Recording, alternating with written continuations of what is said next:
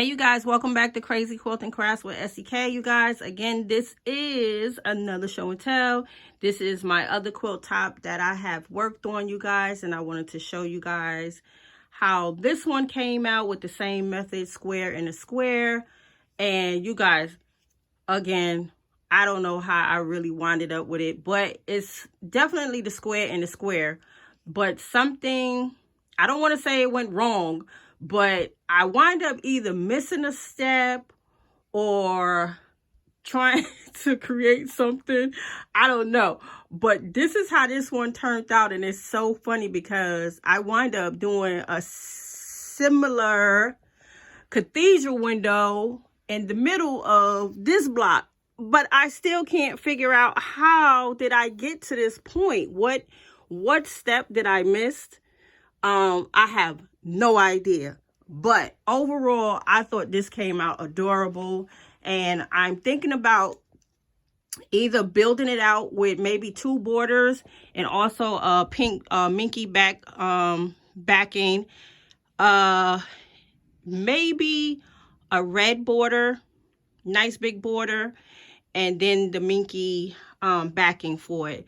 So I forgot which layer cake brand this was, but I guess if you Google sugar and spice cat Valentine's Day theme, this will pop up somewhere. But it is a pretty fabric, definitely for a cat lover, a little girl. It can be a baby blanket, or I might even size it out to where I make big borders around it to bring it to a lap size lap size quilt. I may even do that. But this is what my other one is looking like. And I really like the contrasting fabrics in this as well.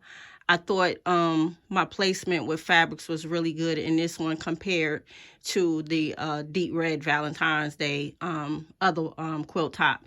So this is more of pastel colors, which is pretty, not as bold, a little bit more subtle, but still really, really nice. And again, I was able to get that spool in the middle. You guys, I always wanted to make a spool quilt. And I'm going to probably get to that sometime next year, make a quilt with just a bunch of spools in it. I always wanted to do that as well. Just haven't gotten to it, but I always wanted to make a spool. And I made a spool not knowing that I was making a spool. So this came out really nice, I must say. So I could bring you guys a little bit closer so you can see all the different patterns of this pack of layer cakes. Again, don't forget these are layer cakes, you guys. Another layer cake pack. And I definitely want to get to that other layer cake pack that I showed you guys in one of my fabric hauls. And I might get to that either this week or next week. And then I think that'll complete my little Valentine's Day crafting session. But this is what this is looking like. And remember what I said, you guys, do not waste your scraps. This is what my scrap pillows is looking like right here. Actually, pillow tops. So I will do a pink minky on the back of these. And as you can see, I brought in some of the fabrics that was in the first quilt top in here. And just was freestyling with scraps. Just sewing them together.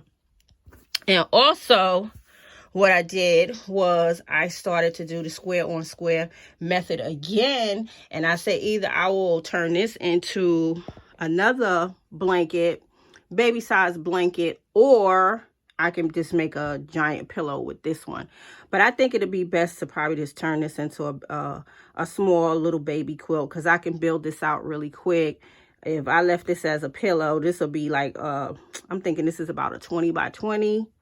Or maybe even a little bit bigger, probably 22 by 22. I'm not even sure, but it is definitely a big block. All right. So that is my show and tell for today, you guys. All right. So again, I hope you guys are being inspired and are enjoying these show and tell videos. This is SEK. I will see you guys on the next video. Thank you so much for tuning in. Peace. Hey you guys, welcome back to Crazy Quilting Crafts with SEK, you guys. All right, you guys, this is another one of my gnome quilt tops. And you guys, this is a very simple method. It's not as much contrasting as the other quilt top that I just finished. And I'm trying to actually remember how I did this one as well. The method is similar, but it's actually just a teeny bit different. So this one is, again, not sure the size of it. It's still a nice size, but I have to square this up, you guys. And this is the one that I said I'm going to put pink backing, minky backing on this one, a pink one. But I have to get this squared up because it's a little bit wonky right now. They say they wonky in the quilt world. But again, this one was done with layer cakes as well. And on my left and right, you can see where I added that emerald red from the other layer cake that I had pulled from, which is a beautiful fabric. But this one was actually a little bit easier compared to the way I did the other one. And I believe one of the techniques of it is called square in a square. And I did do the square in the square, but I did it after I did my 9 layer cake box in the middle. Then I did the square on the square. So it's a little bit different, and I think I have less memory of how I did this one compared to that first one, because I definitely took notes on my first one.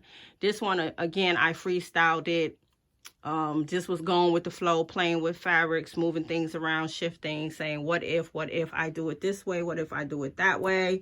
But again, the same fabrics, Valentine Gnome, emerald red, that deep cranberry red. And that was this actually was a whole layer cake, just full with this pattern, which is what they call this, I believe it's a grunge. The pattern is called grunge. Yeah, and it's beautiful. This comes in many colors. But again, that was a whole layer cake that I had pulled from. I had it, and I said, oh, this would be really pretty. And again, a lot of freestyling. So this is what this one is looking like. And I have another one to show you guys. And let me get to that so I can show you guys that one.